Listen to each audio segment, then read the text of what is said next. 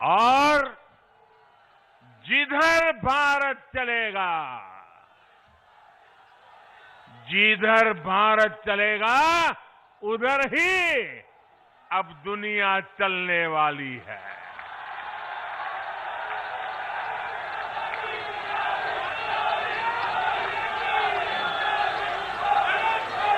आज हम देखें तो साइंस से लेकर साहित्य तक, स्टार्टअप से लेकर स्पोर्ट्स तक, हर तरफ भारत के युवा ही छाए हुए हैं। भाइयों और बहनों, खेल की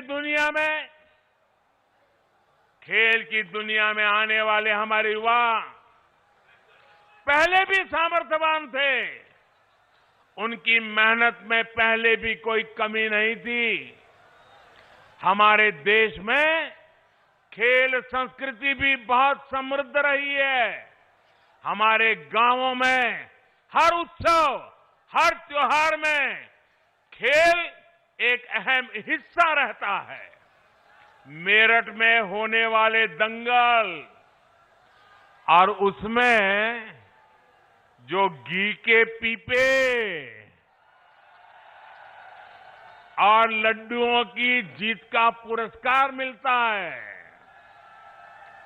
उस स्वाद के लिए किसका मन मैदान में उतरने के लिए ना हो। लेकिन ये भी सही है कि पहले की सरकार की नीतियों की वजह से खेल और खिलाड़ियों को उनकी तरफ देखने का नजरिया बहुत अलग रहा। पहले शहरों में जब कोई युवा अपनी एक पहचान, अगर वो अपनी पहचान एक खिलाड़ी के रूप में बताता था, अगर वो कहता था कि मैं खिलाड़ी हूं, मैं फलाना खेल खेलता हूं, मैं उस खेल में आगे बढ़ा हूं, तो सामने वाले क्या पूछते थे मालूम है? सामने वाले पूछते थे, अरे बेटे खेलते हो ये तो ठीक है, लेकिन काम क्या करते हो? यानी खेल की कोई इज्जत ही नहीं मानी जाती थी।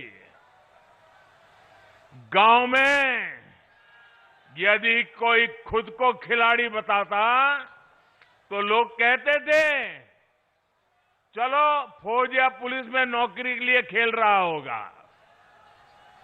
यानी खेलों के प्रति सोच और समझ का दायरा बहुत सीमित हो गया था।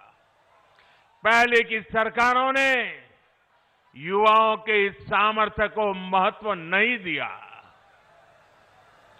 ये सरकारों का दायित्व था कि समाज में खेल के प्रति जो सोच है, उसे खेल को, उस सोच को बदल करके खेल को बाहर निकालना बहुत जरूरी है। लेकिन हुआ उल्टा। ज्यादातर खेलों के प्रति देश में बेरुखी बढ़ती गई। परिणाम ये हुआ कि जिस हॉकी में गुलामी के कालखंड में भी मेजर ध्यानचंद जी जैसी प्रतिभाओं ने देश को गौरव दिलाया, उसमें भी मेडल के लिए हमें दशकों का इंतजार करना पड़ा। दुनिया की हॉकी प्राकृतिक मैदान से एस्ट्रो टर्फ की तरफ बढ़ गई, लेकिन हम वहीं के वहीं रह गए। जब तक हम जागे तब तक बहुत देर हो चुकी थी। ऊपर से ट्रेनिंग से लेकर टीम सिलेक्शन तक हर स्तर पर भाई भतीजावाद, बिरादरी का खेल, भ्रष्टाचार का खेल, लगातार हर कदम पर भेदभाव और पारदर्शिता का तो नामो निशान नहीं। साथियों, हॉकी तो एक उदाहरण है, ये हर खेल की कहानी थी। बदलती टेक्नोलॉजी, बदलती डिमांड, बदलती स्किल्स के लिए देश में पहले की सरकारें बेहतरीन इकोसिस्टम तैयार ही नहीं कर पाई।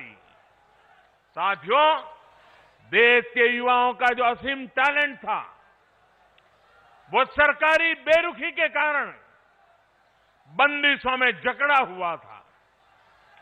2014 के बाद उसे जकड़ने से बाहर निकालने के लिए, उस जकड़ में से बाहर निकालने के लिए हमने हर स्तर पर रिफॉर्म किए।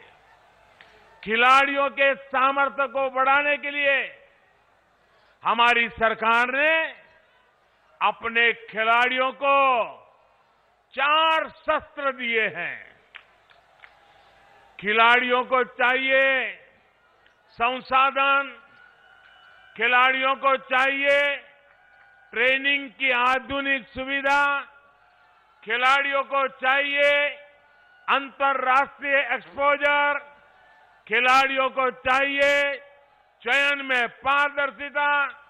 हमारी सरकार ने बीते वर्षों में भारत के खिलाड़ियों को ये 4 शस्त्र जरूर मिले, इसे सर्वोच्च प्राथमिकता दी है। हमने